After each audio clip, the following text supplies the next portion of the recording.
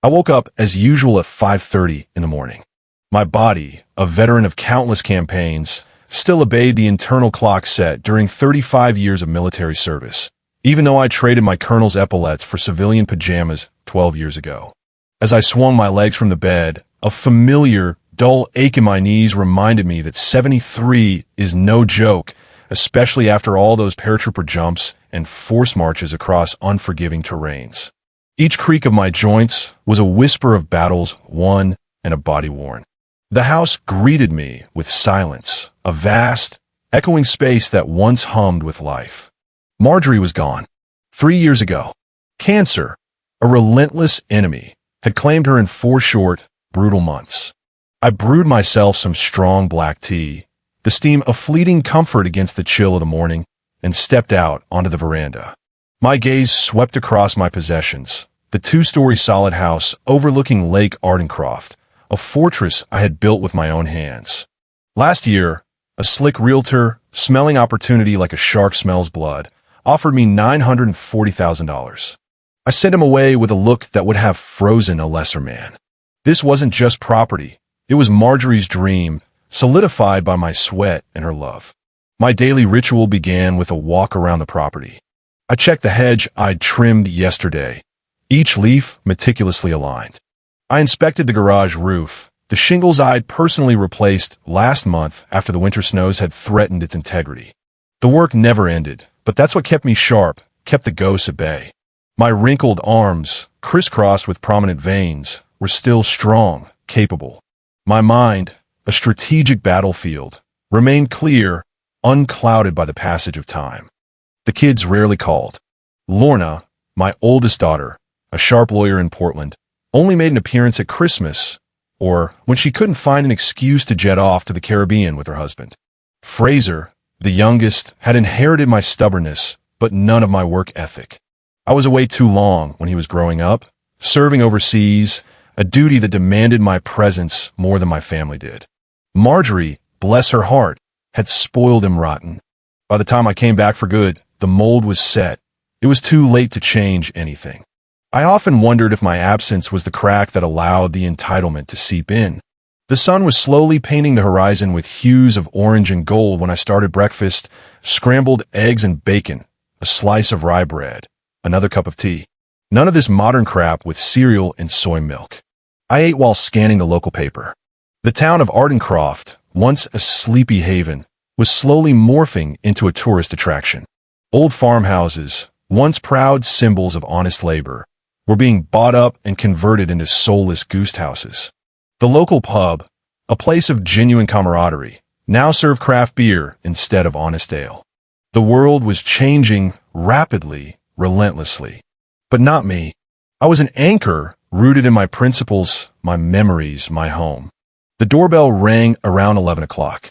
I wasn't expecting company, and to be honest, a familiar prickle of irritation flared.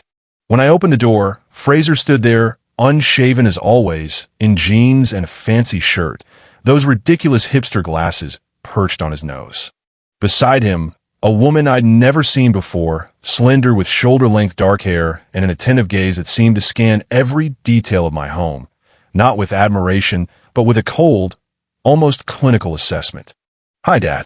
He never called me father or sir, as was the custom in my family, a small but persistent rebellion. "May I come in?" I stepped back silently, a chasm opening between us even before they crossed the threshold. The woman's eyes, I noticed, lingered on the antique grandfather clock, then the Persian rug Marjorie had loved. "This is Beatrice Morrissey," Fraser introduced her, his voice a little too casual as we settled into the living room. "My fiancée." I raised an eyebrow, a silent question. The last time we'd seen each other, Christmas 6 months ago, he hadn't mentioned a serious relationship, let alone a fiancé. "Fiancé. Congratulations. When did you meet him?" My tone was flat, revealing nothing. "We met in January," Beatrice answered, her voice soft, with a faint, almost imperceptible accent. She bypassed Fraser's silence with practiced ease. "At the art gallery." Fraser was consulting on an exhibition. My son called himself a creative consultant. As I understood it, That meant he gave advice to people with money on how to spend it on contemporary art, a pursuit I considered a luxurious indulgence, not what I'd call a real job. It felt like a euphemism for unemployed with expensive tastes. 6 months and already married? I didn't bother to hide my skepticism. Marriage, to me, was a solemn vow, not a hasty decision. When you know it's your man, why wait?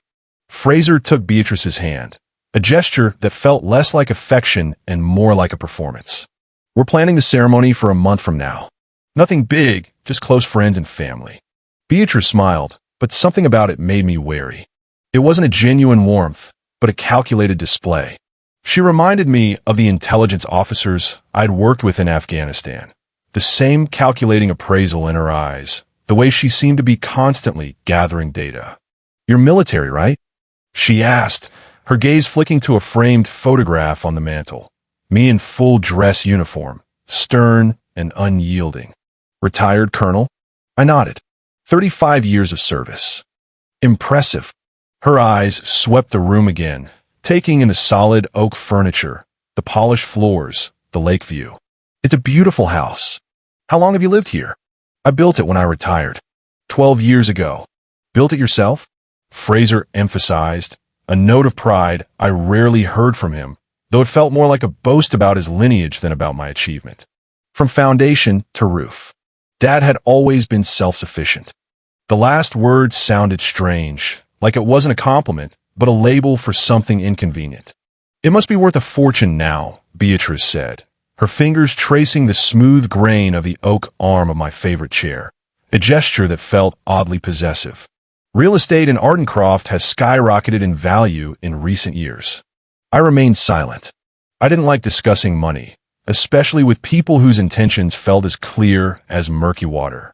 We're actually here to invite you to dinner, Dad, Fraser said, abruptly changing the subject as if he'd sensed my discomfort. To get to know each other. Beatrice is making an amazing lasagna. And we want to talk about the wedding, she added, her voice regaining its honeyed tone. We're going to need your help with some arrangements. Arrangements. I repeated, the word tasting bitter. You mean the money? Fraser grimaced, a flash of irritation crossing his face before he quickly masked it. Not necessarily, although financial support wouldn't hurt, but the most important thing is your presence. I looked at my son, 36 years old, and still asking his father for money. Marjorie had left him a decent sum when she died, a safety net she'd meticulously woven. Where had it gone? I didn't ask. I didn't need to. When is this dinner? Tonight, if you're not busy, Beatrice answered quickly, a hint of eagerness in her voice. At our house. Fraser scribbled an address on a small card, handing it to me. It was in a new Ardencroft neighborhood, where they were building fancy townhouses, all glass and sharp angles. An expensive place, undoubtedly. I'll be there at 7. I placed the card on the table, a stark white rectangle against the dark wood. Can I bring you anything? Just yourself. Beatrice smiled, but her eyes remained cold, calculating. And maybe some photo albums. I'd like to know more about Fraser's family. After they left, I stood at the window for a long time, watching them get into a brand new BMW, its sleek lines glinting in the morning sun. My son had never shown any interest in family history, in the stories etched into those albums. What changed? The question hung heavy in the air, a premonition of conflict. At 7 p.m. sharp, I pulled up to their townhouse. Up close, it looked even more expensive than I'd imagined, a monument to modern, minimalist design. Large windows, a small but perfectly manicured garden, the kind of place you couldn't afford on a creative consultant's salary. Either Beatrice had money or Fraser was drowning in debt. My military training had taught me to observe, to analyze, to infer. The signs were not good. Dinner started off well. The lasagna was indeed delicious, rich and savory. The wine, an expensive vintage, flowed freely. Beatrice, ever the interrogator, asked me about my military career, about my home, about Marjorie. I answered with restraint, offering only carefully curated fragments of information. Years of service had taught me not to reveal too much, to keep my vulnerabilities guarded. Fraser told me that you build a house for Marjorie, Beatrice said, pouring coffee, her voice laced with an artificial sweetness. It's so romantic. She always wanted a lake house. I replied, the memory a bittersweet ache. I promised her one when I retired. I remembered how Marjorie and I had sat on the floorboards of the newly built porch, watching the sunset over the water, her hand in mine. Finally, a real home, Wesley, she'd whispered, her voice full of peace. After so many years of moving from one military base to another, this home is our anchor. And you kept it after she died, Fraser remarked, his tone casual, but with an underlying current I couldn't quite decipher. Though it's too big for one person. It's my house, I replied simply, my voice firm. I built it. But think about the future, Dad. About inheritance, about practicality. He leaned forward, his eyes earnest, almost pleading. It's just not practical for you. That's what it is. I put the cup on the table, the clink of porcelain against wood unnaturally loud in the sudden silence. What are you getting at, Fraser? Beatrice placed a hand on my son's shoulder, a subtle gesture of control, as if reining him in. We're just worried about you, Mr. Torbjorn, living alone in such a big house at your age. What if you fall? Who will help? Her concern felt like a thinly veiled threat. I parachuted over the Hindu Kush mountains before you were born, girl, I said coldly, my gaze unwavering. And I can still stand up for myself. The words hung in the air, a reminder of a life she couldn't comprehend. No one doubts your competence. Her tone turned honeyed again, almost cloying. But Fraser and I thought, after the wedding, maybe it would make sense to pull our resources. The family home should stay in the family. You want to move in with me? I knew it wasn't true. Not really, but I wanted to hear their real plan, stripped of its deceptive layers. Not exactly. Fraser looked unsure, glancing at Beatrice for guidance. We were thinking maybe you'd consider moving to a smaller place, something more suitable, closer to the city, and we could take the house as part of the inheritance just sooner. That's it. I looked at them, a young couple, polished and predatory, sitting across from an old man they thought was naive. They think I can't see through them. My years and intelligence had taught me to read between the lines, to discern the hidden motives behind polite smiles. An inheritance is usually received after a person dies, I said in an even voice, my gaze fixed on Fraser. I don't plan on dying yet.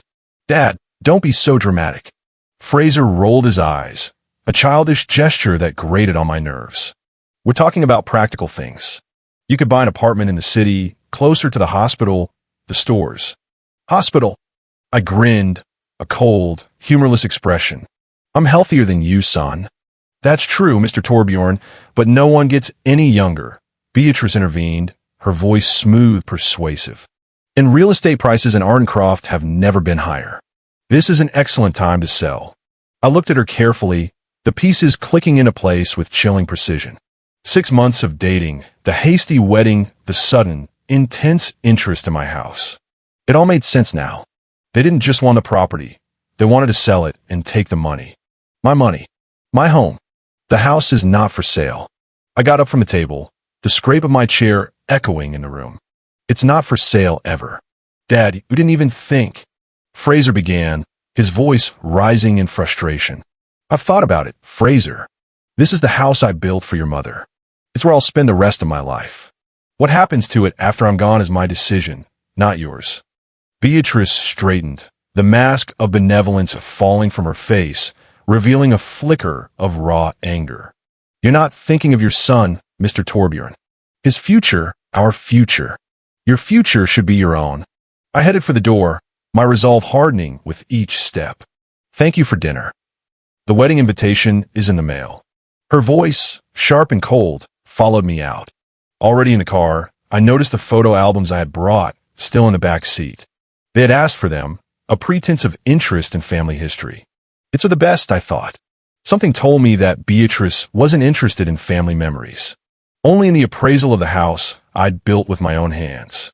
Driving back home along the lake, the cool night air clearing my head, I thought about Marjorie. She always understood people better, saw right through their facades. Take care of Fraser, Wesley, she had pleaded, her voice weak but firm, just before she died. He's not as strong as you are. Now I knew what she meant. My son was looking for the easy way out, a shortcut to wealth. And this woman, Beatrice, saw in him and in me an opportunity to get rich quick, a means to an end. It was a cold, hard truth. I parked in front of the house and sat in the dark for a while, staring at the silhouette of the building I'd poured so much of myself into. Every beam, every nail remembered the touch of my hands. This was where Marjorie had spent her last years, finding peace after a lifetime of military moves. Her footprints remained here, in the garden she'd planted and the curtains she'd sewn. This house was all I had left, a tangible embodiment of my love and legacy, and I wasn't going to give it away. Not to them. A week later, in the mailbox, I found an envelope of heavy, cream-colored paper. A wedding invitation designed in some overly ornate Victorian style with curlicues and gold embossing. Ceremony in 26 days at Ardencroft Chapel by the lake. Banquet at Willow Creek Country Club. At the bottom, a handwritten note in Fraser's familiar scrawl. Your presence is important to us, Dad. Please call. We need to discuss details, Fraser. I placed the invitation on the table and poured myself a whiskey. Honestly, after that dinner, I was sure they were going to cross me off the guest list. I guess they were still hoping for something. Perhaps they thought I'd reconsider, that my resolve would soften. They didn't know me. The phone rang the next morning. I was in the guest bathroom, fixing a leaky faucet, the rhythmic drip, drip, drip, a counterpoint to the insistent ringing. I was in no hurry to answer. The calls continued with enviable persistence, a testament to their desperation. Torbjorn, I finally answered, my voice gruff. Dad. Fraser's voice sounded unnaturally cheerful, almost strained. Did you get the invitation? I did. What do you think? I think the chapel by the lake is a good choice. Your mother loved that place. I knew that would throw him off. There was a pause, a beat of awkward silence. Fraser clearly wasn't expecting to talk about the chapel. Beatrice and I wanted to apologize for the other night, he said finally, the words clipped as if Beatrice was standing nearby, prompting him, a puppet master pulling his strings. We were too pushy. This is an important step for us, and we want you to be part of our happiness. Accepted. I answered briefly, my voice betraying nothing. We need your help with the organization, Dad. You have good taste, and we want everything to be traditional, like it would have been in Mom's day. That's it. A new tactic. Appealing to Marjorie's memory, twisting it to their advantage. A cynical move. What exactly do you need help with? Everything. Fraser laughed, a hollow sound. Beatrice made a list. Can you come over today, or can we come to your place? I'll be at your place at 4, I answered after a pause. Better on their property. At my house, they were getting back to the subject of real estate too quickly. I needed to control the battlefield. At 4 o'clock, I parked in front of their townhouse. In the driveway, a sleek black Mercedes with Washington state license plates. Guests. I rang the doorbell, and Beatrice opened the door almost instantly, as if she'd been waiting, poised. Mr. Torbjorn, she brightened, a practiced, artificial smile. How nice to see you. Come in. We have guests already. In the living room, sipping champagne, sat a woman in an expensive business suit, her posture rigid. She turned, and I recognized my daughter, Lorna. Daddy. She got up and came over to give me a hug. She smelled of expensive perfume and the cool, sterile air of air-conditioned offices.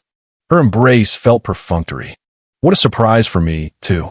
I glanced at Fraser, who pretended to be engrossed in some wedding catalogs, avoiding my gaze. I didn't know you were in town. I flew in this morning. Lorna smiled, a tight, forced expression. A brother's wedding is a good excuse to drop everything for a couple days, isn't it? Besides, I need to meet my future sister-in-law. Beatrice and Lorna exchanged strained smiles, two predators sizing each other up, a silent battle of wills already underway. So, what kind of help do you need? I asked, declining the offered champagne. I needed a clear head. Lots of stuff. Beatrice opened her laptop, its screen glowing with meticulously organized lists. First, cars for the guests. Fraser piped in. You had friends in the classic car fleet, Dad. There was one. Harry Ashford died last year. Oh, she frowned, a fleeting show of disappointment. That's a shame. What about floristry? We need someone to make special bouquets, not those standard roses.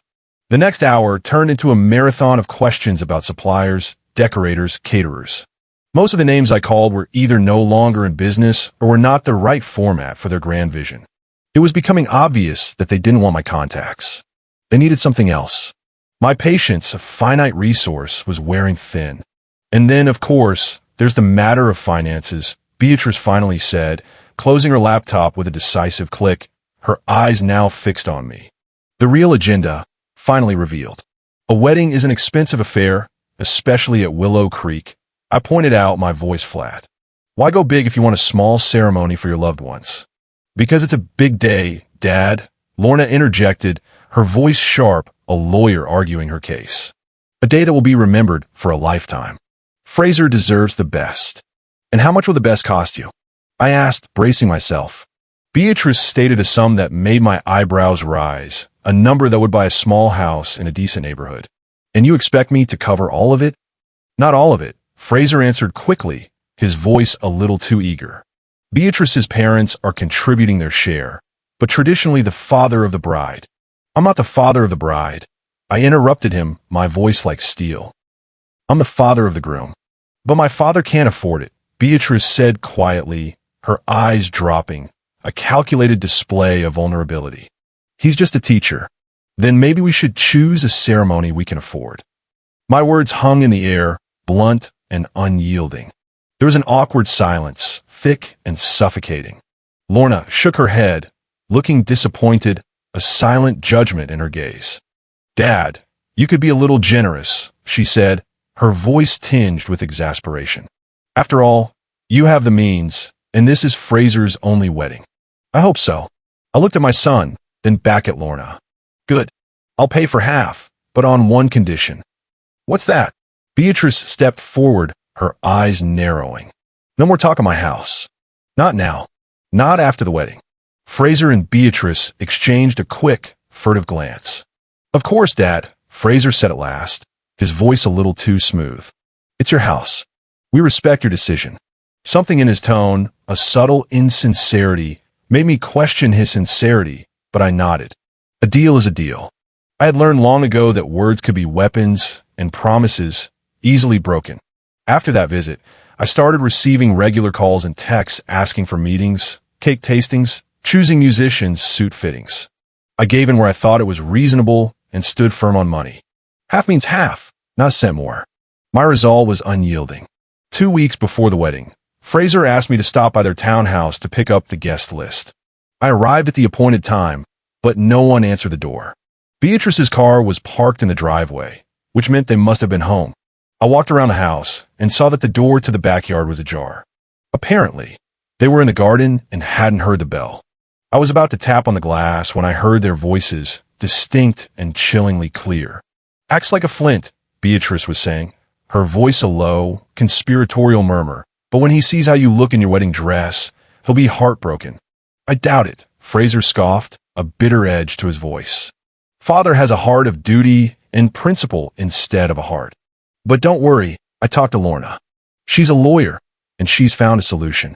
What is it? Fraser's voice was eager, almost greedy. After the wedding, we're filing a petition to have him declared incompetent. Lorna will draw up the papers. We have a neighbor doctor who could do an evaluation. The old man lives alone. Sometimes talks to himself. I heard him talking to a picture of my mom. You think the court will agree? With a good lawyer? Yes. And once we get custody, we can sell the house or remodel it. Can you imagine the living room if you took out the wall between the kitchen and the dining room? I froze, feeling the blood rush to my face, a cold, burning rage igniting within me. Incapacitated. Me, Colonel Wesley Torbjorn. They would take away my autonomy, my dignity, my home. I don't know, Fraser. Beatrice's voice sounded genuinely concerned for a moment. Your father doesn't look like an imbecile. He's very focused. It's a military bearing, but he's 73. Dementia wouldn't surprise anyone at that age. And with Lorna on our side, I backed off, quietly, each step a deliberate effort to remain silent. So my daughter's in on it too. Both my children, my own flesh and blood, conspiring to declare me crazy for the sake of the house. The house I built with my own hands for their mother. The betrayal cut deeper than any wound I'd sustained in combat. I got in my car and drove away without waiting for them to find me. I needed time to think, to strategize. This was war. The next day, I called Lorna and asked her to come over alone, without Fraser and Beatrice. She agreed, though I could hear the surprise, and perhaps a flicker of apprehension, in her voice. Lorna arrived in the late afternoon as the sun was setting over the lake, painting the water in hues of orange and purple. I met her on the veranda, a glass of whiskey in my hand, a silent challenge. "It's beautiful here," she said, looking around, a genuine note of appreciation in her voice. I'd forgotten the view from this veranda. "Sit down." I pointed to a wicker chair, its woven patterns a stark contrast to her rigid suit. "Something to drink? A gin and tonic if you have it." I made her a drink and sat down across from her. We were silent, staring at the shimmering water, the silence heavy with unspoken truths. Lorna was always like me in that regard. She could wait and be quiet, a trait that made her a formidable opponent and a difficult daughter. "I heard an interesting conversation yesterday," I said finally, breaking the silence like a gunshot. "Between your brother and his fiancée about declaring me incompetent." Lorna froze, her hand halfway to her lips with the glass. Her face, usually so composed, went pale. "And your part in that plan?" She set the glass down on the table, the ice clinking softly. "It's not what you think, Dad." "What do I think, Lorna?" "You think we're trying to take your house away from you, don't you?" She sighed, a long, weary exhalation, and leaned back at her chair, finally dropping her guard. Fraser has always been impulsive. And this Beatrice, she's the kind of person who sees opportunity everywhere. But believe me, I would never participate in a plan that would hurt you. Calling me crazy isn't harm. My voice was sharp, unforgiving. It was never a serious plan. She shook her head, her gaze fixed on the lake. "Fraser is just daydreaming. You know how he can be. I know, irresponsible and selfish. But I expected more from you, Lorna." The disappointment was a bitter taste in my mouth. She looked away, her jaw tight. "I just mentioned that there was a theoretical possibility in conversation. I never thought he'd take it seriously. And now I told him it's impossible that any court would reject such a claim looking at you." Her words were a desperate attempt to mitigate her complicity. I studied her face, searching for the truth. My daughter, a successful lawyer, a family law specialist. She'd always been a good liar, a skill honed in courtrooms and corporate boardrooms. Why is Beatrice so obsessed with this house? I asked, shifting tactics. They could buy a better house if she had the money. Lorna hesitated for a moment, weighing her words. "I'm not sure she has the money, Dad. Fraser says she comes from a wealthy family, but I checked. Her father is really a teacher at the community college. Doesn't sound like a man who could pay for half a wedding at Willow Creek. Then who's paying? I guess no one. They're counting on you." Her voice was barely a whisper. I sipped my whiskey, feeling the bitterness spread down my throat, mirroring the bitterness in my heart. "What about you, Lorna? What are you counting on?" She was silent for a long time, staring at the sunset, the colors fading into twilight. "I expect you to live many more years, Daddy, and that someday you'll forgive us for the children we were." "What kind of children were you?" "Ungrateful." She met my gaze, a flicker of raw honesty in her eyes. "We both were. Mom always said we didn't appreciate what we had." She was right. There was sincerity in her words, a rare glimpse beneath her polished exterior, but I've been working with people too long to miss the fake notes, the underlying self-preservation. "And yet, you're helping Fraser with this." "Because he's my brother," she answered simply, a primal loyalty overriding her better judgment. "And I'm not sure she's right for him, but he won't listen to me if I say so directly." "Why not?" "Because," she hesitated, searching for the right words. "There's something about Beatrice that appeals to Fraser. Some promise of stability that he's always lacked. Or the promise of money," I noted, my voice dry. "From the sale of my house." Lorna didn't argue. "Maybe, but I'm here to make sure that everything goes civilized." "Civilized?" I repeated, the word tasting like ash. "As a lawyer or as a daughter?" "Both." She finished her gin, the ice clinking against the glass. "What are you going to do, Dad?" I looked out at the lake where the last rays of the sun were turning the water into molten gold, a beautiful, deceptive facade. "I'm going to go to the wedding. I'll see what happens next." Lorna stood up, her composure returning. "I gotta go. I have a meeting with the wedding planner in the morning. She turned around at the door, her hand on the knob. Daddy, I know that Fraser and I weren't, perfect kids, but we're your family. The only one you have left. I watched her get into her expensive car and drive away, the taillights disappearing into the darkening road. Family? That word used to mean something, a sacred bond. Now it sounded like a threat, a manipulation. The day of the wedding was clear and warm. The end of June in Ardencroft always brought good weather, a cruel irony for the storm brewing within me. I was up early out of habit, though the ceremony was not scheduled until 2 o'clock in the afternoon. The sleek navy blue suit I had ordered at Fraser's insistence hung on the closet door, a symbol of a paternal duty I was about to redefine. Next to it, a small velvet box of cufflinks Marjorie had given me for our 20th anniversary, platinum with tiny sapphires. I was going to give them to my son before the ceremony, a final gesture of a love he had squandered. My old military suitcase stood by the door, packed in case I needed a quick retreat. In 35 years of service, I had learned to anticipate complications and prepare for them, especially after an overheard conversation about being declared incompetent. I no longer trusted Fraser or his fiancée, not even Lorna, though she tried to play the peacemaker. At 11 o'clock, I called Marcus Ellington, my notary, and an old friend. We had served together in the Persian Gulf, two young men forging a bond in the crucible of war. Later, he studied law and opened a practice in Ardencroft. If I needed legal support, Marcus was on my side. Are you sure they're up to something? He asked when I'd outlined the situation, his voice laced with concern. Maybe it's just wedding nerves. I heard them with my own ears. Marcus, they're going to declare me crazy so they can take the house away. The words were blunt, unvarnished. Marcus was quiet for a moment, the weight of my words settling between us. What do you want me to do, Wesley? Be on standby. I may need to change my will right away and keep the phone on tonight. Will do, Colonel. The old military discipline was in his voice, a comforting echo of shared pasts. Good luck at the front. At noon, I arrived at the Lakeview Hotel where I was to meet Fraser before the ceremony. The desk clerk, a young man with an overly eager smile, directed me to the presidential suite. As I knocked, I heard muffled voices, a sudden hush. Then the door swung open. Fraser looked tense, his smile strained, a desperate attempt at normalcy. Dad, come in. We were just discussing the final details.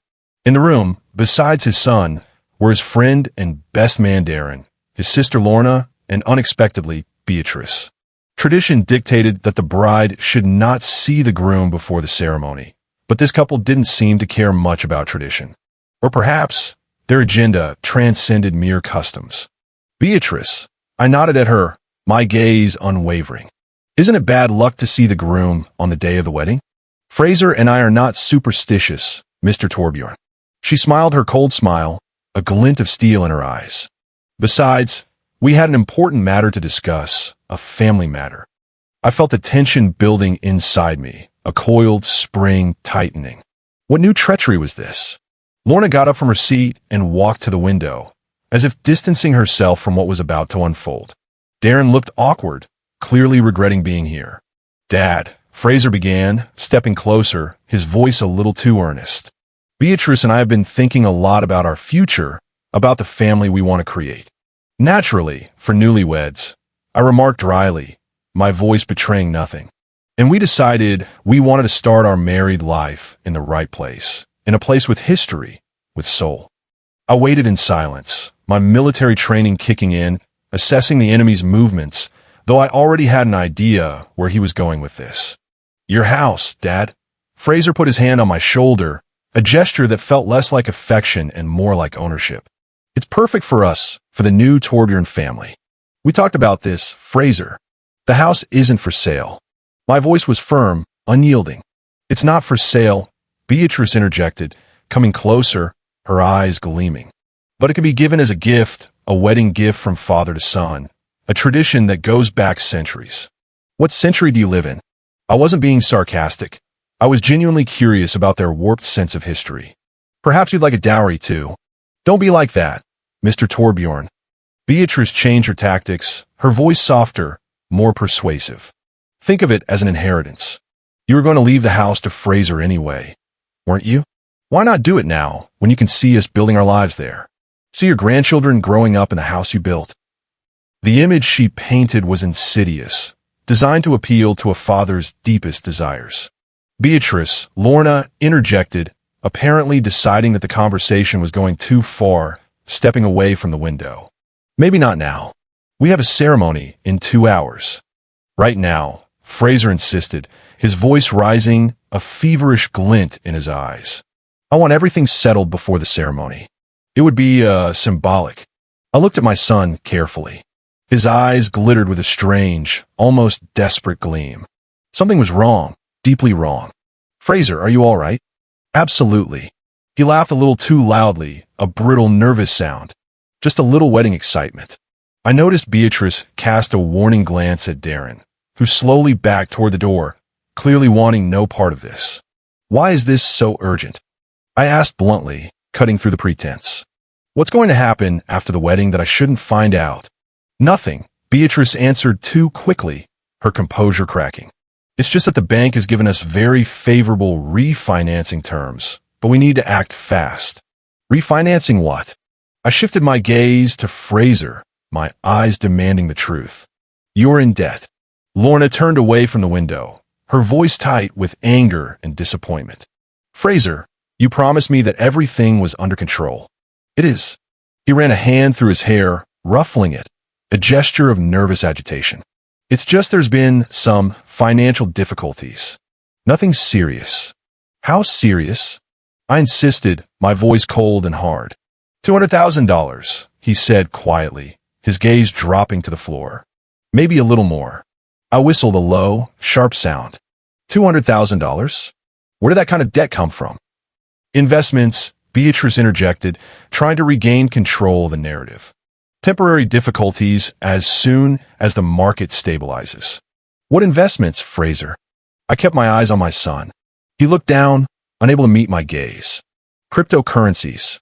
A few startups that didn't work out. His voice was barely a whisper. It all fell into place now, a puzzle of greed and desperation. The rushed wedding, the insistence on the house, the plans to sell it. It wasn't about building a family nest. It was about debt. His colossal, irresponsible debt. And you expect to pay off those debts by selling my house. I felt a cold rage rising inside me, a familiar, dangerous sensation. Not by selling it, Beatrice said hastily, trying to backpedal. Just use it as collateral for a new loan. The house would stay in the family. Until the first default, I shook my head, a bitter laugh escaping my lips. After that, the bank will take it. The house I built with my own hands for your mother. Fraser exploded, his carefully constructed facade shattering. You never thought of your mother until we talked about the house. Your missions, your service, your precious career were always more important to you. And now you're clinging to this house like it's the only thing that matters because it is the only thing left of her. His voice was raw with years of resentment. I raised my voice too, matching his intensity. The only place where she was truly happy. Happy. Fraser grinned bitterly, a cruel twist of his lips. Was she happy when you were away for months? When she had to raise us alone? When she didn't know if you were coming back from your secret operation? Don't you dare. My voice turned icy, a warning. Don't you dare use your mother as a weapon against me. She knew what she was getting into when she married me. And she never, ever blamed me for my choices because she was too good for it. He was almost shouting, his face red with fury. Too good. And I don't have to be. I'm entitled to a share of what was hers. She left you the money, Fraser. What have you done with it? I demanded, my gaze piercing. He turned away, avoiding my gaze, unable to answer. You never cared what I did, he said quietly, a childish whine in his voice. My exhibitions, my projects, you always thought they were a waste of time. Because they were a waste of time. I pointed my finger at him, my voice unwavering. Look at you. 36 years old and you have nothing of your own, only debts and plans to use other people's. Enough. Beatrice stepped between us, her face pale, trying to diffuse the volatile situation. This is supposed to be a happy day. Let's just, calm down and discuss this like adults. I said, pulling myself together, my voice calm but firm. My answer is no. The house will not be signed over to anyone. Not today. Not after the wedding. And you can forget about your plans to declare me incompetent. It won't work. Beatrice had gone ashen. I don't know what you're talking about. I heard you talking about how you're going to put me in a nursing home after you get custody. How you're going to remodel my house, tear down the walls. The words hung in the air, damning and undeniable. Fraser looked shocked, his face a mask of disbelief. You've been spying on us. I came to pick up the guest list like you asked. It's not my fault you were discussing your plans with the door open. Lorna came closer, her face a mixture of shame and concern. Dad, it was just a theoretical discussion. No one was going to. Don't lie to me, Lorna. I looked at my daughter, my disappointment a tangible weight. You know better than that. You said yourself that you could prepare the documents. There was a heavy silence. Darren at the door looked like he wanted to fall through the ground, vanish from existence. Okay, Fraser said finally, his voice oddly calm, a dangerous quiet before the storm. Either you sign the house over to me today, or you can forget about the wedding. Fraser, Lorna exclaimed, her voice filled with horror. You can't. I can. He looked me straight in the eye, his face hardened by desperation. What do you say, Dad? Your house or my wedding?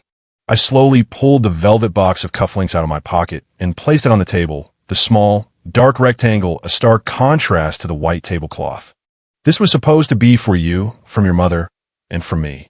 A legacy. But you don't deserve her legacy. Fraser turned pale, his eyes wide with a mixture of shock and fury. Get out. What? Get out. He pointed at the door, his voice raw with rage. You're no longer invited to my wedding. You are no longer my father. Beatrice put her hand on his shoulder, her eyes glistening with triumph, a predatory gleam. Fraser, darling, calm down. Maybe your father just needs time to think. No. He shook off her hand, his decision made, irreversible. I made up my mind. Either he signs the house or he leaves. Now, I looked at my son, a grown man who was acting like a spoiled child who hadn't gotten the toy he wanted. What had I done wrong? Where had I gone wrong in raising him? The questions echoed in the silent chambers of my heart. I'm leaving, I said calmly, my voice steady despite the tremor in my soul. But I want you to know that I'm not the one who betrayed our family. I turned to Beatrice, my gaze cold. He's always been like this. He gets what he wants, and when he doesn't get it, he throws a tantrum. Let's see how long you two can stay together when the money runs out. How dare you? She burst into flames, her carefully constructed facade finally crumbling. I love Fraser. Maybe, I shrugged, unconvinced. But he wasn't the one you were discussing in that conversation. Not his plans for the future, just the house and the money. I headed for the door, but Lorna intercepted me, her face pleading. Dad, please. It's your son's wedding. Your only son. I don't have a son anymore, I replied, looking over her shoulder at Fraser, whose face was a mask of furious defiance. It was his decision. I left the suite and walked through the hotel lobby, feeling the curious stares of the guests and staff. Apparently, our voices could be heard outside the door. Screw it. Let the whole town know that Fraser Torbjorn kicked his own father out of his wedding because of money. My pride, though wounded, remained intact. Getting in the car, I pulled out my cell phone and dialed Marcus's number. Wesley, starting to get ready for the speech already? His voice was light, unaware. Change of plans, Marcus. Meet me in your office immediately. What's going on? His voice became wary, sensing the shift. I'll tell you when I see you and find a good family law attorney, not local, Portland or Seattle. Is it serious? More than serious. I started the engine, the roar of the motor a release. They just made one last mistake. I drove past the chapel by the lake where the ceremony was to begin in an hour. The workers were bustling about, arranging flowers and chairs, preparing for a celebration I would now disrupt. I wondered what they would tell the guests. That the old man father went crazy and had to be kicked out, or that I was too sick to attend. It doesn't matter. I fought my battles for 35 years and never backed down. I'm not backing down now. If they think they can declare Colonel Wesley Torbjorn crazy and take away what he holds dear, they'll soon find out how badly mistaken they are. I parked outside Marcus's office and took a deep breath before getting out of the car. A plan was already forming in my head, clear, detailed, ruthless, just like the old days when the lives of my men depended on the right strategy. This was my last stand, and I would fight it on my terms. Marcus Ellington's office was in an old brick building on Ardencroft's Main Street. Inside, it smelled of leather, paper, and old wood. Smells I'd always associated with reliability, with the steadfastness of the law. Marcus met me at the door, his usually relaxed face tense with concern. "You look like you're going into battle, Wesley," he said, walking me into his office. "I am." I sat down in the chair across from his desk, my posture rigid. "I need to change my will today." Marcus whistled a low, surprised sound. "On the day of your son's wedding? What happened?" I told him briefly about the conversation at the hotel, about Fraser's demand that I sign over the house, about how I'd been kicked out of the ceremony. My voice was calm, devoid of emotion, a military report. "God, Wesley." Marcus shook his head, a look of profound sympathy on his face. "I'm sorry. I don't need pity." I straightened in my chair, my resolve unshakable. "I need action. I want Fraser out of the will completely, and I want it done before the wedding ceremony. Technically, it's possible." Marcus opened his laptop, his fingers hovering over the keyboard. "We can make a new will right now. But are you sure? It's a big step." "I'm absolutely sure." "What about Lorna?" "I've been thinking. Lorna was part of the conspiracy, but at least she tried to mediate. I'll leave Lorna something. Not a house, but something. A compromise, born of a lingering, albeit diminished, paternal affection." Marcus nodded and began typing, the soft click of the keys filling the silence. "And what do you plan to do with the house?" "That's a good question," I thought. I hadn't really thought about it before, not beyond protecting it. Who should I leave the house I built for Marjorie to? "I haven't decided yet," I admitted, a rare moment of uncertainty. "Maybe to some veterans charity. Or—" I stopped talking, a new idea forming, clear and bright, like a sunbeam piercing the clouds.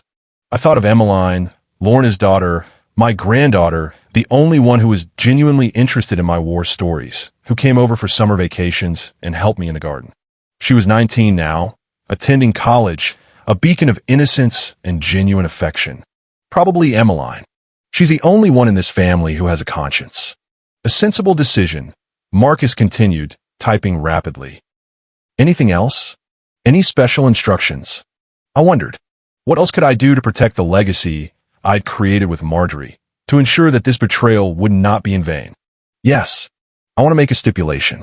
If Fraser or Beatrice ever try to contest the will or file a petition to have me declared incapacitated, all assets go immediately to the Veteran Support Fund. All of them. No exceptions." Marcus raised an eyebrow, a flicker of admiration in his eyes.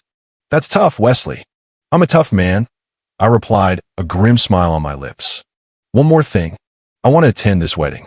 "But you said you got kicked out." "That's right. And I'm going back with you, and preferably a lawyer. I want to publicly announce that I'm withdrawing my financial support for the wedding."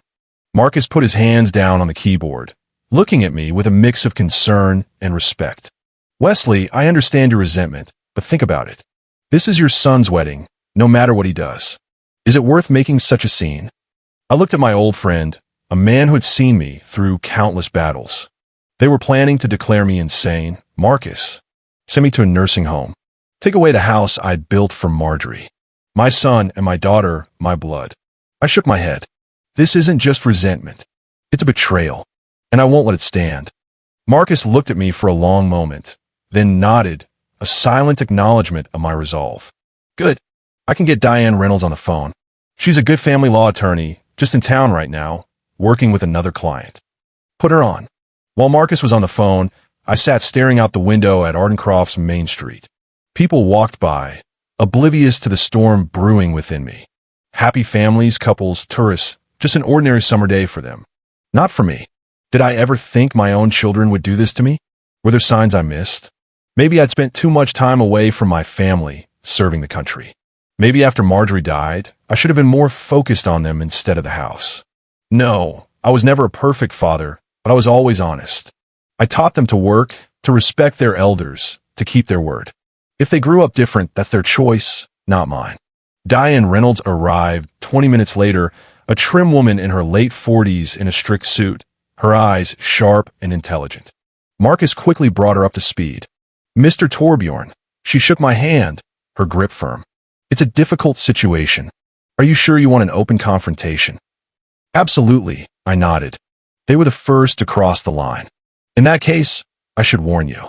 If your son and his fiancée do plan to file a petition to have you declared incapacitated, our actions today could expedite the process. They may use your appearance at the wedding as evidence of unstable behavior. Let them try. I grinned, a flash of the old warrior in my eyes. I have witnesses to their conversation about the plans for my house and a recording of our conversation at the hotel. I patted my pocket where I kept my cell phone with the recorder activated. The old military trick. Always record potentially damaging conversations. Diana allowed herself a small smile, a rare softening of her professional demeanor. Looks like you're better prepared for battle than I thought. I'm good. I'm in. We finished the paperwork close to 3 o'clock in the afternoon. The ceremony was supposed to start at 2 o'clock, so there was probably a reception going on right now. Perfect time to show up. Ready? Marcus asked as we walked out of the office, the afternoon sun glinting off the brick building. As ready as I'll ever be, I replied, adjusting my tie, a final preparation for the coming confrontation. We decided to share a car. My car. On the way to the Willow Creek Country Club, I thought about my strategy. Not to make a scene right away. Wait for the right moment. Maybe when the toast started, when everyone was gathered, happy and vulnerable. We arrived at the club around 3:30 p.m. Dozens of cars filled the parking lot, a testament to the scale of the celebration. The guests had already gathered. The security guard at the entrance, a young man barely out of high school, tried to stop us. I'm sorry, sir, but this is a private event. I'm the groom's father, I said calmly, my voice resonating with authority. Colonel Wesley Torbjorn. The guard looked confused, his eyes darting between me and my 2 impeccably dressed companions. I was told that you, could not attend, sir. As you can see, I could. I straightened to my full height, using my command voice, a tone that had quelled insurrections. These are my legal representatives. We have urgent business for the bride and groom. The young guard was clearly not ready for a confrontation with an elderly, but imposing retired colonel and 2 lawyers. He stepped back hesitantly, his face pale. Come in, sir. Inside the club, live music was playing, a saccharine melody that grated on my nerves. Guests stood in groups, laughing, clinking glasses of champagne. The ceremony was obviously already over. A few people noticed me and froze in surprise, their conversations dying down.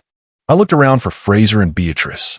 They were standing in the center of the main hall, the newlyweds accepting congratulations, a picture of blissful ignorance. Fraser in a dark suit, looking more like a man than I'd seen him in years, but it was a facade. Beatrice in a lush white dress that must have cost a fortune. My fortune, to be exact. Lorna spotted me first. Her eyes widened, and she quickly said something to Fraser, her hand flying to her mouth. He turned around, and I saw the color drain from his face, replaced by a ghastly pallor. I walked leisurely toward them, Marcus and Diana following at my sides like an honor guard. The guests parted, creating a corridor, a path for the inevitable confrontation. The hall grew quiet, the music fading into an uncomfortable silence. Dad, Fraser smiled, strained and unnatural, as I approached. You decided to come after all. I couldn't miss the big day, I said evenly, my voice cutting through the silence. Congratulations on your marriage. Beatrice looked tense, her smile frozen on her face like a mask, her eyes darting between me and the lawyers. Mr. Torbjorn, we didn't expect. Obviously, I nodded. But I have unfinished business with you and my son. Dad, please.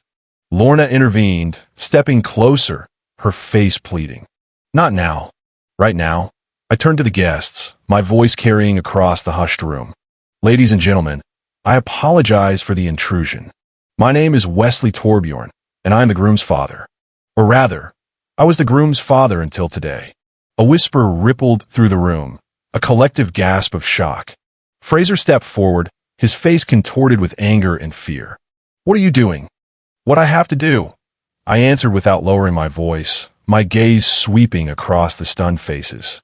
My son gave me an ultimatum this morning. Either I sign my house over to him, or I'm out of the wedding. I I refused to give up the house I had built with my own hands for his late mother. And I was banished. The guests murmured, a wave of disbelief washing over them. One of the older women gasped, her hand flying to her mouth. But that's not all.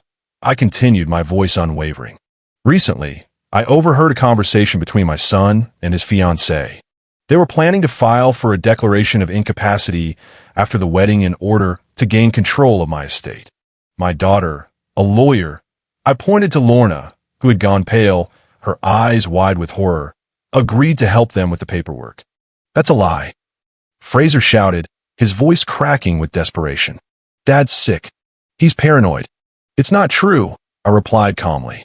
I have a recording of your conversation and witnesses. I pulled out my phone and turned it on. Fraser's voice, slightly distorted but unmistakably his, filled the suddenly silent room, echoing his betrayal. After the wedding, we're filing a petition to declare him incompetent. Lorna will prepare the papers. We have a doctor neighbor who can do an evaluation. I turned off the tape and turned to Fraser. His face was contorted with rage and shame, his eyes blazing. You had no right to... I did. This is my life, my home, and I have the right to protect them. Beatrice grabbed Fraser's arm, her eyes shooting lightning bolts, her face a mask of fury. Why are you making this scene? What do you want, Justice? I turned to Marcus, a silent signal. This is my notary, Mr. Ellington, and my lawyer, Miss Reynolds. I changed my will today. Fraser Torbjorn is no longer my heir. My entire estate, including the house, will be put into a trust managed by trustees with certain beneficiaries, of which Fraser is not one. Lorna stepped forward, her lawyer's mind already grasping the implications. Dad, can't you? I can. I looked at my daughter, a final, painful acknowledgement of her complicity. And I did. As for tonight's gala, I looked around the room, meeting the shocked gazes of the guests. I'm withdrawing my financial support. The bill for this celebration will be sent directly to the newlyweds. There was a fresh murmur in the hall, louder this time. I noticed Beatrice's parents, an older couple in modest clothes, exchanging worried glances, their faces etched with sudden fear. You can't do that. Fraser looked like he'd been punched, his face ashen. You promised to pay half. Just as you promised to be a good son, I said quietly, so only he could hear, my voice laced with a deep, bitter sadness. We both broke our promises. Beatrice suddenly cried, loudly with a burst of tears, her perfect makeup smeared down her face, a grotesque mask of despair. You ruined our day, our wedding. How could you? The same way you planned to ruin my life? I replied flatly, my voice devoid of emotion. Justice, Miss Morrissey. Or now Mrs. Torbjorn. Beatrice's father, a short man with a tired face, approached us, his voice trembling. What's going on? Where are the bills? We were told that all the expenses were covered. They were, I nodded. Until this morning. Now it's the responsibility of your daughter and my ex-son. Fraser turned even paler, his eyes wide with dawning horror. You can't do this, Dad. You know, I don't have that kind of money. And I don't have a son who plans to declare me crazy for an inheritance. Diane Reynolds stepped forward, her voice clear and authoritative. Mr. and Mrs. Torbjorn, as Colonel Torbjorn's legal representative, I must inform you that any attempt to contest the new will or file for a declaration of incapacity will result in the immediate transfer of all assets to a veteran charity. It's a condition of the will. Lorna, a legal professional, immediately understood the implications. Dad, you can't be serious. I mean, it's my choice. I looked at my daughter. Am I right? Suddenly, a young woman, my granddaughter Emmeline, came up to us, pushing through the stunned crowd. Her eyes were red with tears, her face a picture of confusion and distress. Grandpa, what's going on? Why are you all fighting? I looked at her, young, innocent, so much like Marjorie when she was young. Her presence was a sharp, painful reminder of what I was fighting for. Family disagreements, dear. Nothing you can't handle. But it's Uncle Fraser's wedding. She looked confused, her gaze sweeping over the angry faces. Can't we put quarrels aside?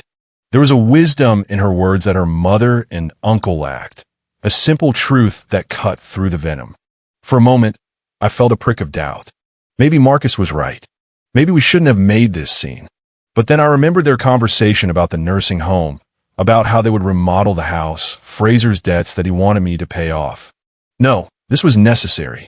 Sometimes, Emmeline, justice can't be delayed, I said softly, my voice filled with a weary resolve. Even for the sake of the holiday. I turned to Fraser and Beatrice, my final words delivered with the cold precision of a military order. I've said everything I wanted to say. Now you know the terms. Good luck with your life together. I hope it will be built on a more honest foundation than the beginning. I nodded to Marcus and Diana, and we headed for the exit, the stunned silence of the room following us. Behind me, I could hear the murmur of voices, Beatrice's choked sobs, Fraser's curses. But I didn't look back. It was only in the car that I let myself exhale. My hands trembled slightly, not from fear, but from exertion and perhaps regret. The battle was won, but the cost was immense. Are you all right? Marcus asked, his voice gentle, sitting next to me. I will be, I answered, my gaze fixed on the road ahead. Sooner or later. That was impressive, Diana said from the back seat, a note of professional admiration in her voice. Not many people would do that. Not many people go through what I went through, I said, starting the engine. In war, you learn not to back down. We drove out of the club's parking lot. I couldn't help but take one last look at the building where I just ruined my relationship with my own son. Perhaps forever. Had I been too cruel? Maybe. But they left me no choice. They were the first to declare war, the first to cross the line. I was just defending what was dear to me. My freedom, my home, the memory of Marjorie. And yet somewhere deep inside, where the memories of little Fraser learning to ride a bicycle, of carrying him on my shoulders, of his first tentative steps lived, there was pain. The pain of a father who'd lost his son not on a battlefield, but in a battle for an inheritance. I gripped the steering wheel tighter. What's done is done. Colonel Wesley Torbjorn never regretted a decision, even the hardest ones. The week after the wedding passed in a strange silence. No calls from Fraser or Lorna. No threats or attempts at reconciliation. Only once did I notice Beatrice's car, driving slowly past my house, a dark shadow against the sunlit street. She didn't stop. The town of Ardencroft was buzzing with gossip. At the local coffee shop, the chatter died down as I entered, then picked up again, hushed and speculative, as soon as I went to my table. It didn't bother me. In my years of service, I'd gotten used to people talking behind my back. Their opinions were irrelevant. Wednesday morning, while I was having breakfast at the Morning Breeze, the only decent coffee shop in town, a man approached me. A stout, military-looking man about my age, his posture straight, his eyes direct. Colonel Torbjorn. He held out his hand, his grip firm. Major Simon Huxley, Marine Corps, retired. I shook his outstretched hand, a silent acknowledgement of shared history. To what do I owe the honor, Major? May I sit down? He pointed to the chair across from me. I nodded, and Huxley took a seat, placing a cup of coffee in front of him. Heard about your situation, Colonel. Small town. News travels fast. I'm sure it does. I sipped my coffee, my gaze steady. And what did you hear? That your son and his new wife tried to take your house. That you fought them off? That now they plan to sue you. I raised an eyebrow. That last one was news to me, but not entirely surprising. Huxley shrugged. Like I said, rumors, but that's not why I'm here. I represent the local Veterans Association. We meet every week at the library. Nothing fancy, just conversation, support, sometimes small projects for the community. We'd like to have you among us. I studied his face. There was no pity or condescension in it, just the straightforwardness of a soldier addressing an equal. Why would I do that, Major? Because when the rear betrays, the front must stick together, he answered simply, his words resonating with a deep truth. Tonight, 7 o'clock, west wing of the library, out of uniform, but with orders, if you like. He rose, shook my hand again, and walked away, leaving me pensive. I hadn't attended a veterans meeting since I'd moved to Ardencroft. I preferred the solitude, the quiet contemplation. But now that my family had turned their backs on me, the prospect of spending an evening among men who understood the value of duty and honor seemed appealing. A new front, perhaps. At 7 o'clock in the evening, I was outside the library.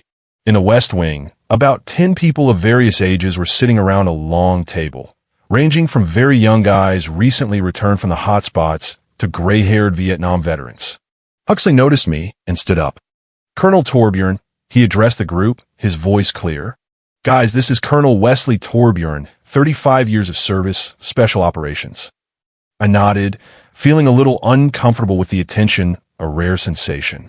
It had been a long time since I'd been in a room full of military men, a familiar yet alien environment. "Have a seat, Colonel," one of the older men said, his voice gruff but welcoming. "Make yourself at home." I took a vacant chair. The next 2 hours passed surprisingly quickly. We talked about everything: politics, the state of the modern army, the problems of adapting to civilian life. No one asked about my family situation directly, but I felt their silent support, a camaraderie that transcended words. "Our main problem," Huxley said as the discussion turned to local issues, "is the lack of affordable housing for veterans in Ardencroft. Prices have skyrocketed, and a lot of guys are living on pensions. Some are having to leave. What about the subsidized housing program?" I asked, my mind already working, connecting dots. "The city's too small," replied a young guy with a prosthetic right arm, his face etched with a quiet weariness. "The big programs don't reach here." I wondered. My house had 6 bedrooms, not counting mine. After Marjorie died, I had closed off most of the house, using only the main rooms. The rest just sat empty, silent witnesses to a life that had moved on. The next day, I called Marcus Ellington. "I need counseling," I said as I explained my idea, a spark of purpose igniting within me. Could I legally convert part of my house into a sort of boarding house for veterans? "Theoretically, yes," Marcus answered after a pause, clearly surprised. "But there are a lot of regulations: fire safety, handicapped accessibility, zoning. It's not an easy decision." "I'm not looking for easy solutions," I replied, my voice firm. "I'm looking for the right ones." The next 2 weeks turned into a marathon of meetings with city officials, studying complex rules and regulations, and obtaining permits. City officials were skeptical at first, their faces mirroring their doubt. But when I mentioned that I was willing to fully fund the project with my own money, their enthusiasm increased, their eyes gleaming with the prospect of a problem solved without dipping into public funds. Huxley and a few other veterans volunteered to help with the renovations, their hands strong and eager. We started on the top floor, converting 4 bedrooms into comfortable living rooms, each with a sense of purpose. I enjoyed the physical labor, the satisfying ache of tearing down unnecessary partitions, installing new doors, painting walls. It reminded me of the time I built a house for Marjorie, the same sense of creation, of tangible effort. This wasn't just a house anymore, it was a mission. One day, as Huxley and I were discussing a plan to remodel the back porch for wheelchair access, a familiar car stopped at the gate. Emmeline, my granddaughter, got out and walked uncertainly toward the house, her presence a gentle intrusion. "I'll leave you to it," Huxley said tactfully, noticing my tension, his gaze kind. Emmeline came up when he had already left. She looked gaunt, shadows under her eyes, a reflection of the turmoil in her family. "Hi, Grandpa," she said quietly, her voice small. "Emmeline," I nodded. "Would you like some tea?" She nodded, and we went into the kitchen. I put the kettle on and took out her favorite cookies, the ones I always kept in stock in case she came to visit, a small ritual of continuity. "Haven't seen you in a while," I said as we sat down at the table. "How was college?" "Fine." She looked into her cup, avoiding my gaze. "Grandpa, I came to talk about what happened at the wedding." I sighed. "Did your parents send you?" "No." She raised her head, anger glinting in her eyes, a flash of her mother's fire. "I came on my own. They don't even know I'm here." "I'm sorry." I held up my hands. "I didn't mean to hurt you." She calmed down a little. "After the wedding, everything went wrong. Uncle Fraser and Beatrice canceled the honeymoon. They had trouble paying the wedding bills. Mom and Dad fought over whether they should help them. And then Mom said, 'You changed your will, and now neither of them will get anything.'" "Not exactly." I sipped my tea. "You're not excluded from the will." Emmeline looked at me in surprise, her eyes wide. "Me? But why?" "Because you're the only one in this family who's never tried to use me." I shrugged, the truth plain and unvarnished. "The only one who came just for fun, not when she needed something." She lowered her eyes, a flush creeping up her neck. "That's not true. I came when I needed something, too. When I was sad, or when I was fighting with my mom. When I wanted to hear your stories, or work in the garden to clear my head. This is different, Emmeline. You came for what I could give you myself. Time, attention, advice, not for money or possessions. There is a fundamental difference, a purity in her needs that was absent in the others. She was silent for a long moment, then looked up, her gaze steady. Did they really want to declare you crazy? Yes. But why? Uncle Fraser always said he hated this house, that it was too haunted. I chuckled dryly. It wasn't the house he wanted. It was the money from selling it. Your uncle has some serious debts. Debts? She looked surprised, her youthful innocence still unmarred by the harsh realities of adult life. But he always seemed so successful. Seeming and being are different things. I leaned back in my chair. A lesson your uncle never learned. Emmeline looked around, noticing the tools and building materials stacked in the corner of the kitchen, a stark contrast to the usual domestic order. What's going on here, Grandpa? Are you renovating the house? Not exactly. I explained my plan to create a boarding house for veterans, a sanctuary for those who had served. The top floor is almost finished. Soon we'll start working on the addition for the common living room. Her face brightened, a genuine smile replacing the earlier sadness. That's wonderful. Is there anything I can do to help? I'm on vacation in 2 weeks. I was touched by her enthusiasm, her willingness to contribute. Of course, we could use some help with organizing the garden and with making a list of things we need for the rooms. She smiled, and for a moment I saw Marjorie in her. The same light in her eyes, the same genuine warmth. A flicker of hope in the darkness. Grandfather, she suddenly became serious, her hand reaching across the table to cover mine. I think you should talk to Mom. She's very worried. Worried about the will? I shook my head. Not about me. Not only that, Emmeline insisted, her grip firm. She's afraid you'll never make up. That you'll be here alone. I'm not alone. I nodded toward the yard where Huxley and 2 other veterans were unloading lumber, their laughter echoing in the afternoon air. I have new allies. A new family. Emmeline followed my gaze, a thoughtful expression on her face. Are you happy, Grandpa? That's an interesting question, I thought. Was I happy after the betrayal of my children, after the wedding scandal, after everything that had happened? I am busy. I finally answered, the truth in my words. And that's more important than happiness. I have a purpose. The house I built for your grandmother will serve those who deserve it. Men of honor, men who understand what it means to serve. Emmeline squeezed my hand, her eyes filled with understanding and pride. I'm proud of you, Grandfather. Her words touched me more than I expected, a balm to my wounded soul. Perhaps all was not lost in this family. Perhaps some legacies, true legacies, endure. That evening, after seeing Emmeline off, I sat on the veranda with Huxley. We discussed plans for the next week, the future of Marjorie's boarding house, and drank whiskey while watching the sunset over the lake, a peaceful end to a tumultuous day. You have a good granddaughter, Huxley said, his voice low. Not like her father and aunt. Yes, I nodded. She's more Marjorie than my blood. She's been asking me about the boarding house. She wants to help design the rooms. Emmeline's always loved creative projects. I smiled, remembering how she'd helped me paint the gazebo 2 years ago, her small hand surprisingly adept. She has a good eye. We were quiet for a moment, watching the last rays of sunlight color the lake golden, a final burst of defiance against the encroaching night. You know, Wesley, Huxley finally said, his voice soft, contemplative. When I got back from my last tour, my wife filed for divorce. Said she couldn't live with the ghost anymore. The kids chose her side. I thought my life was over. And what happened? I found a new mission. He shrugged, a gesture of quiet acceptance. Started working with veterans, helping guys even worse off than me. And you know what? I found a new family, not blood, but a real one. Bound by shared experiences, by a common understanding. I knew what he meant. I felt more connected to these people in those few weeks of building the boarding house than I had felt to my own children in years. We spoke the same language, shared the same values. They understood what duty, honor, loyalty meant. Concepts that my children seemed to consider obsolete, relics of a bygone era. Have you ever tried to reconcile with your children? I asked Huxley, the question lingering in the air.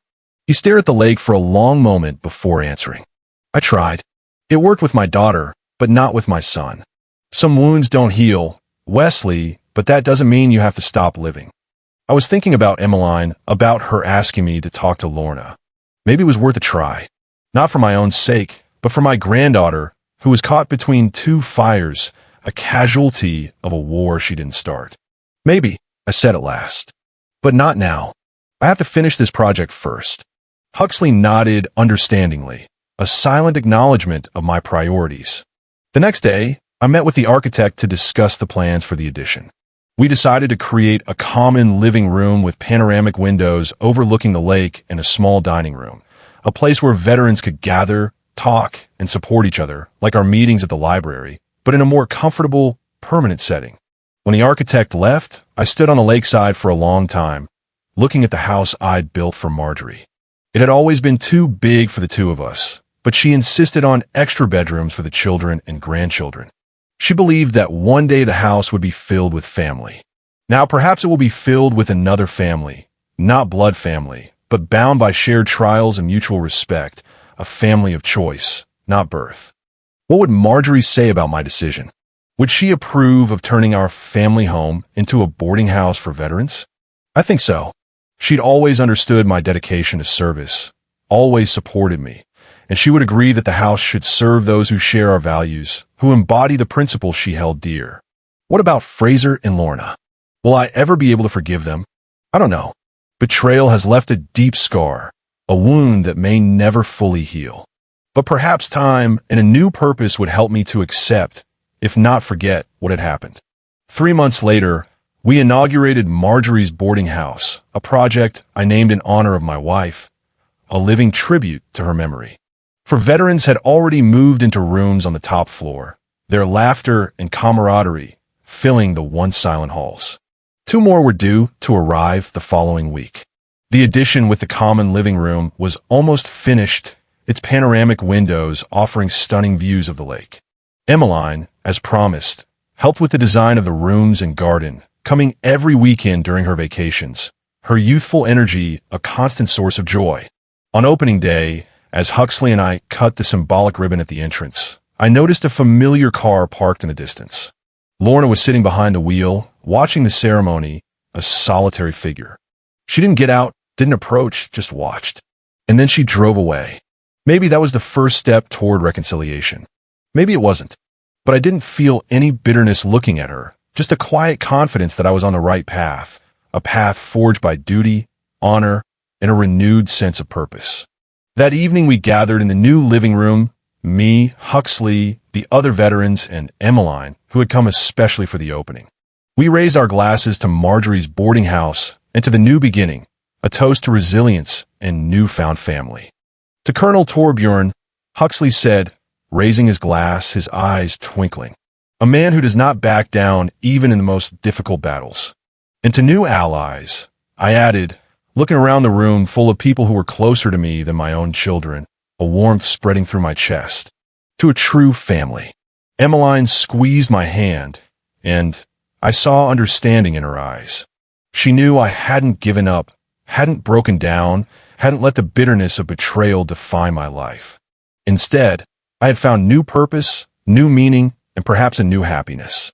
I was still the same tough, principled Colonel Wesley Torbjorn. But now I wasn't just a lonely old man in too big a house. I was a man with a mission. A man who was doing something important again.